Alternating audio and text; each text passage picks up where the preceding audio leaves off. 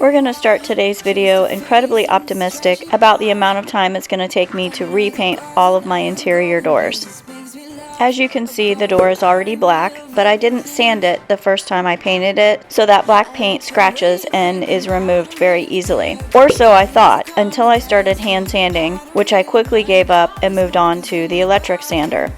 Also, not effective, as you can see here, because still with a very light scratch of my fingernail, the paint comes right off. I don't see the logic of things. It's quite a lonely world that we're living in. Oh baby, you are something special, I'm sure. Everything makes total sense when you're next to I went and grabbed the Pampered Chef little scraper thing that I use for my dishes in the kitchen because I didn't want to damage the door, and it's made of plastic, so I thought that would be pretty efficient to use. As you can see here, it is removing the paint, but it's really not very efficient. There's still a lot of paint left over, and I do realize I'm still probably going to have to sand the door because my original problem was that I didn't sand the doors before painting them the first time, so now I have to remove all the black paint, sand the doors so that I can paint them correctly this time. After sanding only one side of this door, I realized this is a bad idea to do inside the house. I definitely do not recommend using a hand sander of any kind inside the house without one of those little catch things to catch all of the dust. As you can see here, it's not just on my floors, but it's on the walls, the baseboards, it was on my cabinets, the dishes, like anything within the vicinity of this room, I had to wipe down and clean. It was terrible. Definitely a huge mistake to try sanding inside the house.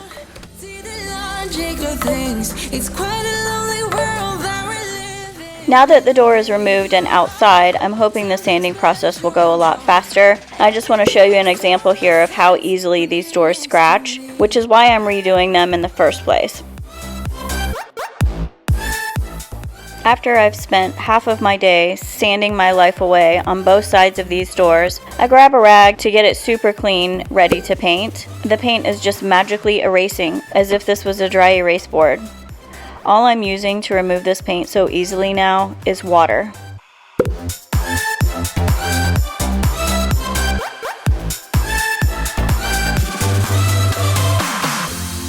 Even if I told you I could never let you go, I'm not so sure you believe. Now that I figured out the easiest way possible to remove all the paint from my doors, I'm going with the water method.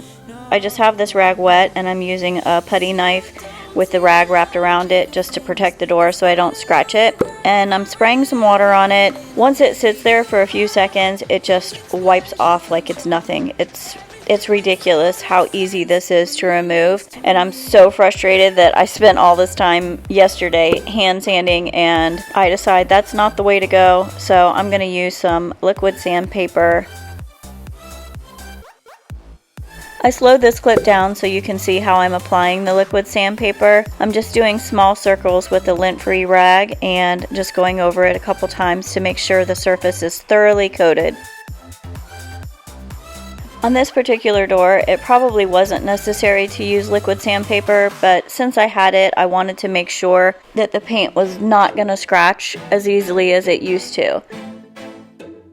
To prevent brush strokes, I'm using a small foam roller for cabinets and doors. Although painting outside in 105-degree heat is probably not recommended because the paint dries almost instantly, and I didn't have much time to correct any errors in my brush strokes.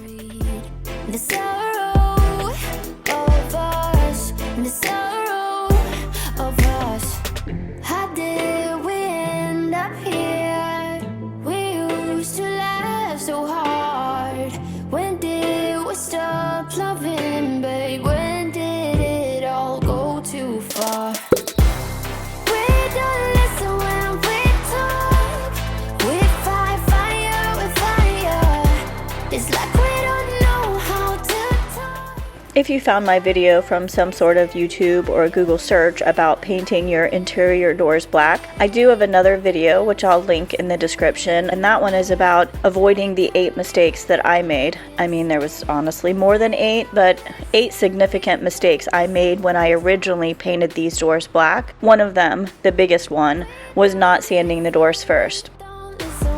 I know you have your reasons to yell at me tonight, I saw a tutorial video that someone had posted about sanding in between the coats of paint, which is what I did here, specifically because this is my garage / laundry room door, the one that everybody goes in and out from the kitchen to the garage and the laundry room. So this door gets a lot of traffic, and this is also the door that had the most damage on it, from people pushing the door open with their arm, a box, or their foot, a dog jumping on it, that sort of thing. So I wanted to make sure that this paint was extra durable so that if there are any little nicks and scratches, the door won't look as terrible as it used to.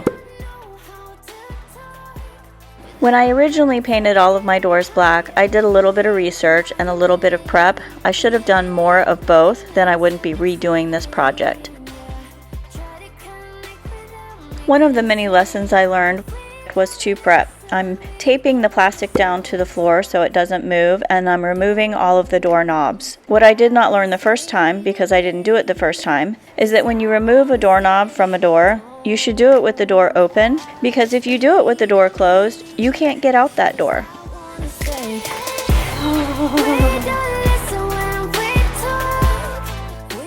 Another tip I have is to keep all of the hardware together when you remove it from that door. Just put it into a little bowl or a bag or something so that you can keep it in that room so you know it's for that specific door. Once you take it off of that door, it will not go onto another door, so keep all the hardware for that specific door in that specific room.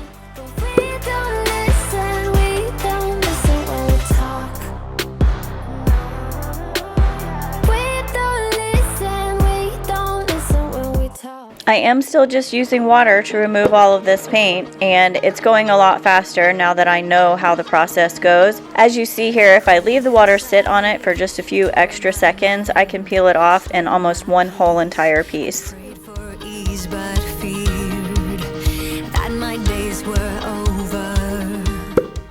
After the sanding fiasco on day one, I decided to start a timer and show you how long it actually takes start to finish for this entire process. I had 7 doors in total to do, but the 3 bedroom doors were the ones that were obviously the easiest because they were not bifold. I only painted one side. The garage door, because I had started sanding it, it was also two-sided and partly sanded, and by the time I realized water was taking it off, I had already committed to that process. Full disclosure, the paint did not come off like this before I sprayed it with water. There were some nicks here and some nicks there. There was no problem with the paint adhering to the door. It just wasn't super durable because I didn't sand the semi-gloss first. I'm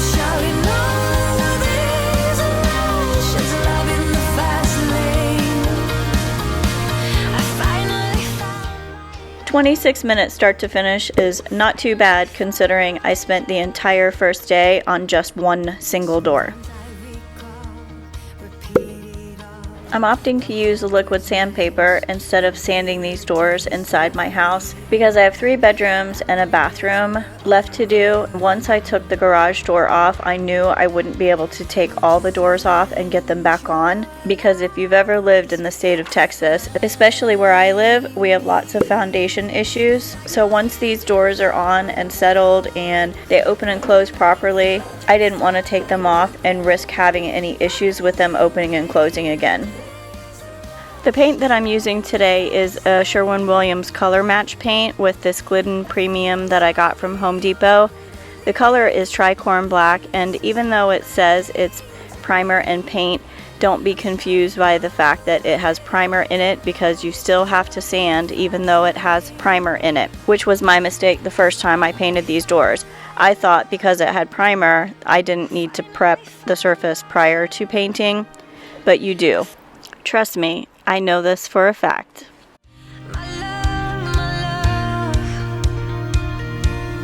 Give it one try, you will see.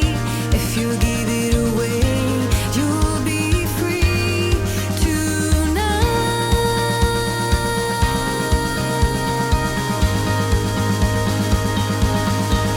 It's like my engines overflow, and I ain't fueled it. When I originally painted these doors, I only did 2 coats of paint over that semi-gloss finish without sanding. Later, of course, I realized that was a mistake. So now that I know better, they've been sanded, and I'm going to use 3 coats of paint. The reason I'm going to use 3 coats of paint is because when you use black paint, there's tiny specks of blue that show through. You can't see it really well when you just look at the door. If you're looking for imperfections, you'll find them. So this right here is a perfect example. Like, it looks fine when you look at it, but when you look at it up close, you can see. It looks like there's part of the paint that was missing, but it's actually blue showing through from the pigment of the black paint. So I did do 3 coats on all of my interior doors. I just didn't film the 3rd coat. Once I brought the doors inside, you could really see the brush strokes where the paint overlapped when I painted outside the day before. It was really super hot, like literally 105 degrees outside, so the paint was drying super fast, and any overlap in the brush strokes is really super visible here. I did sand in between the 1st and 2nd coat, but ideally what I should have done in hindsight is sand in between the 2nd and 3rd coat. So right here, before I'm putting on this 3rd coat, thinking that I'm going to correct those issues by just painting over it, I should have sanded in between the 2nd and 3rd coat. So if that happens to you, don't sand needlessly between the 1st and 2nd coat. Wait for those to dry. Lightly sand with a 120 grit sandpaper in between the 2nd and 3rd coats. That'll also make sure that your paint sticks super well and that it's really durable, which is ideally what I wanted because this is my laundry room and 2 bifold doors that go to closets that are frequently opened.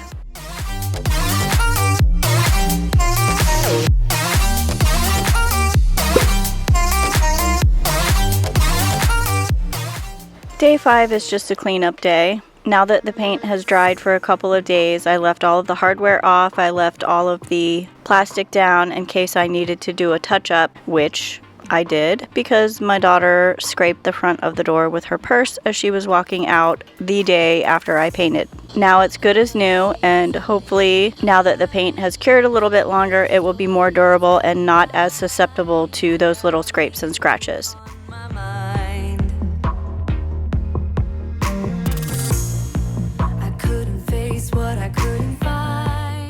Even though this door gave me the most trouble taking the handle off and putting it back on, I still would recommend anytime you're painting a door, whether it's on or off the hinges, that you remove as much hardware as possible.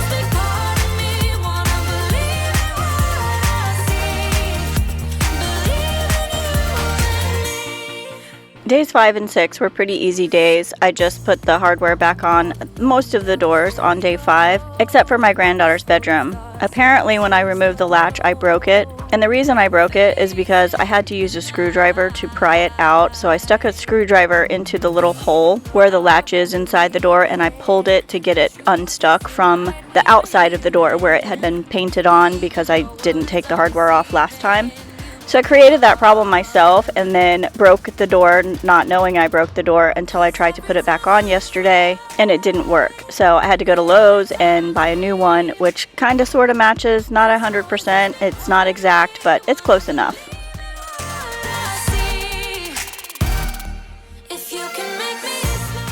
Now remember, we're on day 6. That's how long all of this stuff has been sitting on my kitchen counter.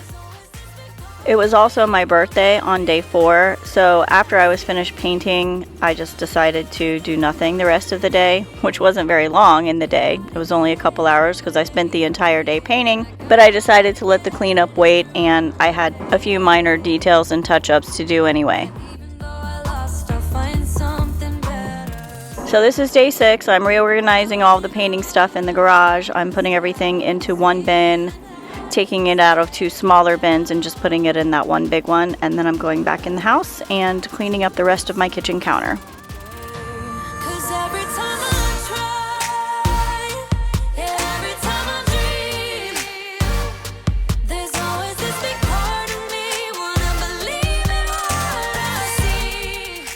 Anyone else wouldn't notice this shim under the door, but it's like blaring white and wood, and I think I just need to paint it black so it doesn't bother me every time I walk by and look at it.